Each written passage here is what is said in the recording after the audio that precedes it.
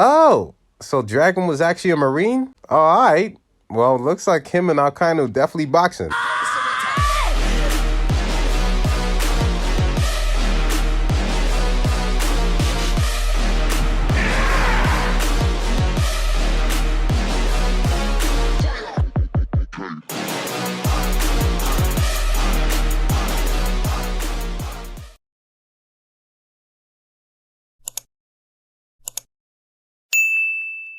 So we just gonna get straight into it. Dragon was a Marine. I'm not gonna lie to you, this chapter is actually fire. Not in the sense that it's action heavy, but more in the sense of possibilities for what could be coming later down the line. Before we dig a little deeper, I need y'all to hit that like button and that subscribe button because I'm really trying to do this YouTube thing, guys. So, man, help me out. Hit that like button again, hit that subscribe button, and yo, let's get into it.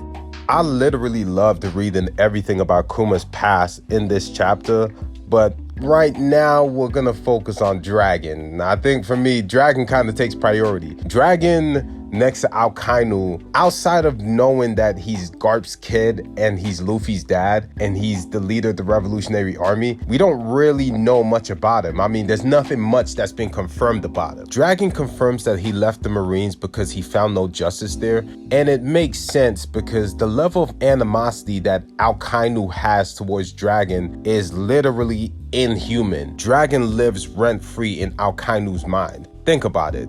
Every time Akainu hears about Luffy or has even seen Luffy at Marineford, he doesn't even address Luffy as Luffy, he addresses him as Dragon's son. It's similar to the animosity that Queen has towards Judge. Remember, they were a part of the Mad Scientists, and when Queen actually sees that Sanji's a part of the Straw Hat crew during the raid in Onigashima, remember, he addresses Sanji as Judge's son. This is pretty much speculation, but my money's on the fact that Dragon and Akainu were definitely friends or were definitely close. Their opinions are polar opposite. Remember, Akainu's about absolute justice, and Dragon basically saw that there was no justice in the Marines at all. And absolute justice, I would call, is justice without morality. To give an example, right?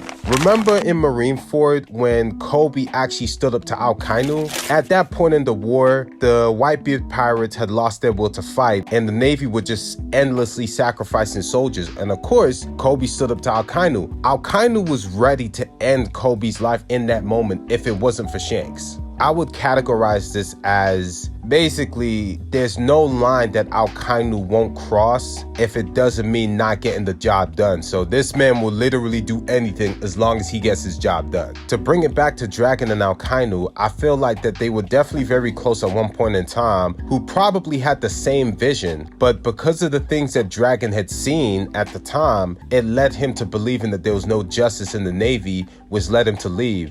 And this betrayal probably personally hurt Akainu, which is why he has so much animosity towards Dragon and his kid. This confirms a few things though. Dragon and Akainu are definitely gonna fight. And also Dragon is admiral level. Still don't really have any clear indication over what Dragon's fruit may be. I mean, I know people are saying that it might be like the Wind Logia, but I mean, nothing's been set in stone. But we can assume that because he was a Marine and he learned enough to be able to equip and train the Revolutionary Army, his haki must be ridiculous. I would go as far to even say he has Conqueror's Haki and he has Advanced Conquerors, just because one, that fight with Akainu is definitely happening, and to be able to go against the Admirals, you need that at least. To bring it back to Kuma, I'm not gonna lie to you guys, Kuma is literally that man right there. He is actually him. You really understand the depth and the integrity of his character, because it turns out with his technique, although he can heal people,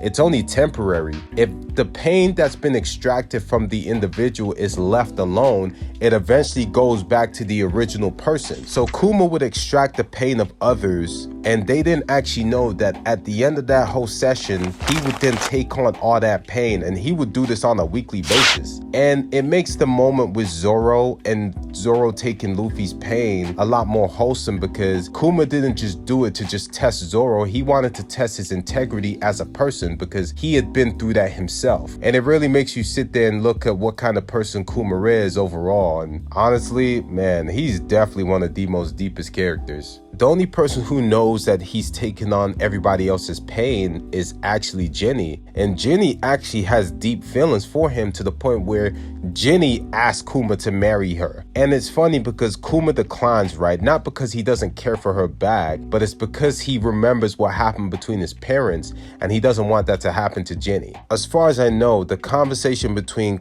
Kuma and Jenny about what happened to Kuma's parents hasn't been had, because I know his father died before he met Ivanko and Jenny. And as far as we know, we don't really know what happened to his mother. Well, at least I don't remember anyway. So it turns out that the kingdom has actually been split into the northern and the southern province. Think of it as like a fictional version of North and South Korea. So basically the north side is where people thrive, and the south side, I mean, in this context anyway, is basically just like the wastelands that they're really just trying to get rid of so that the north can thrive even more. Kuma's enraged. It turns out that the royal army are actually kidnapping people from the southern province with the intention of turning them into slaves. And I mean, of course, this is like a pressure point for Kuma, because I mean, we all saw how he grew up.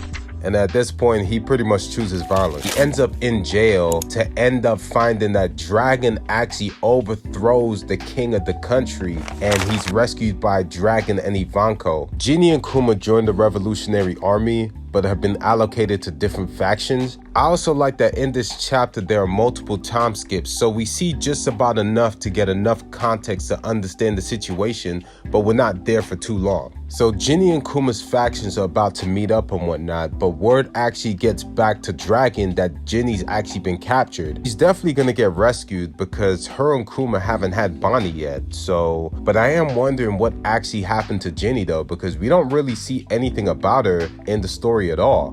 But I mean, Oda has a thing with mothers, so I mean, he doesn't really show the mothers in these stories and stuff, but yeah, who knows? Yeah. This chapter was fire. Oda just needs to keep pumping out this content. Also, we're about to reach 1,100 One Piece chapters. That is actually amazing.